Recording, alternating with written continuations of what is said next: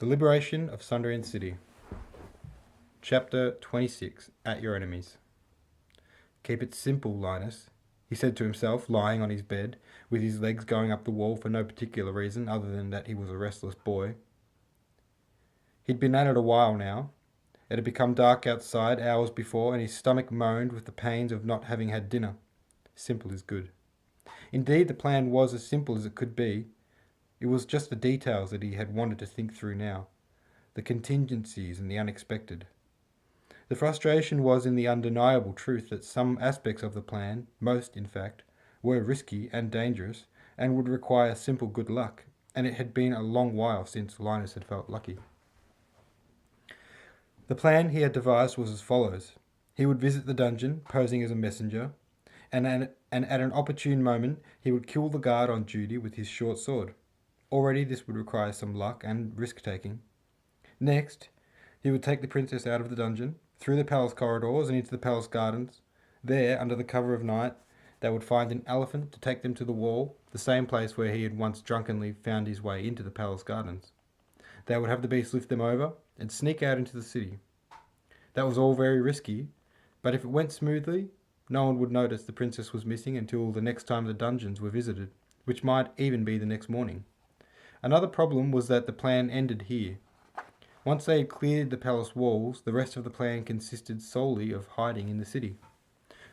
Not ideal, but he knew simply by the fact that Evander was still on the loose that it was possible. He was ready as he could be at least. All there was to do now was wait until the dead of night, when the corridors were empty of wanderers, and then go for it. Until then, he would run the plan over in his head again and again. In the room adjacent to Emperor Frigg's living quarters, Remy paced back and forth in his own space. His quarters, magnificently decorated, were second only to the Emperor's in extravagance.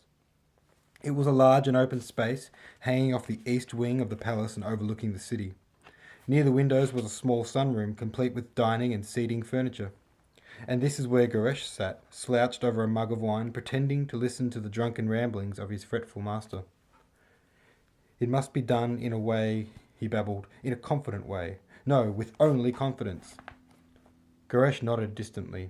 It was dark now. The streets of the city glimmered around his gloomy figure through the windows behind him. He peered out at the view over his shoulder into the distant recesses of the city.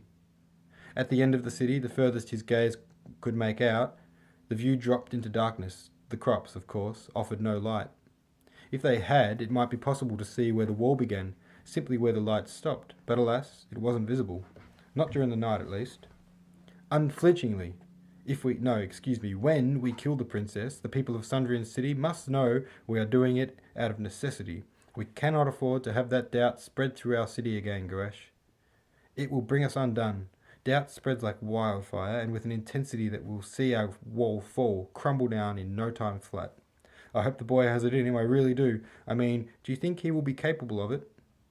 Goresh looked up, unsure whether this had been one of those questions that wasn't asked expectantly of an answer, and caught Ramil's gaze.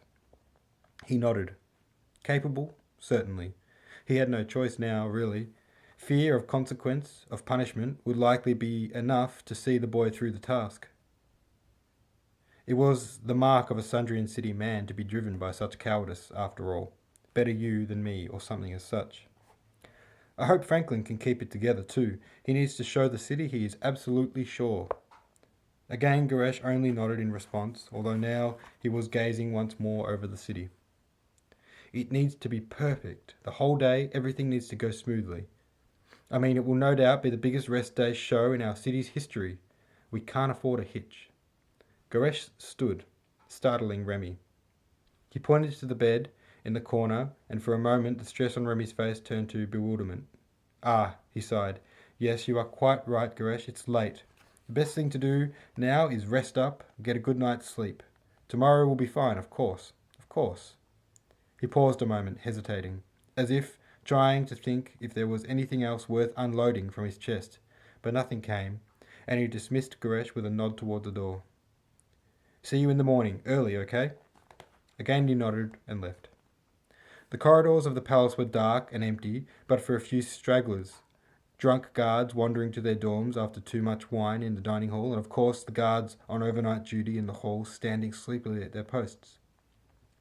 He never liked them much anyway, he convinced himself. He strode confidently out into the yards. It wasn't uncommon for him to be out and about after dark, running errands, midnight strolling and the like, so to act sneakily would only arouse suspicion. Inside the glass house, the air was warm and stifling as always, sickly sweet and overpowering. He rummaged through the supplies desk as quietly as he could until he found an empty clipping satchel and some secateurs. He picked berries and buds and seeds from the plants and stowed them in the satchel. He took small vials of powdered sap and herbs and pocketed them, and when he had what he hoped would be enough to do the job, he left. The dining hall was empty, but for a sleeping guard, exhausted and drunk, his face resting on his arm, which was stretched out over the table in a way that suggested that when he woke it would take minutes before he regained use of the deadened limb. Goresh walked to the wine barrel and rapped at it gently with his knuckles. It was almost empty, which pleased him to learn. He removed the barrel and took it through to the galley, which was long since shut down for the night. He took a new barrel and upturned it, removed the bung, and hastily shoved all the clippings and powders he had stolen into the barrel. He then took it to the dining hall and placed it on the stand. He wasn't sure what he had put in or the effects it might have, whether it might sicken the guards, kill them, or who knows, it might even invigorate them and strengthen them.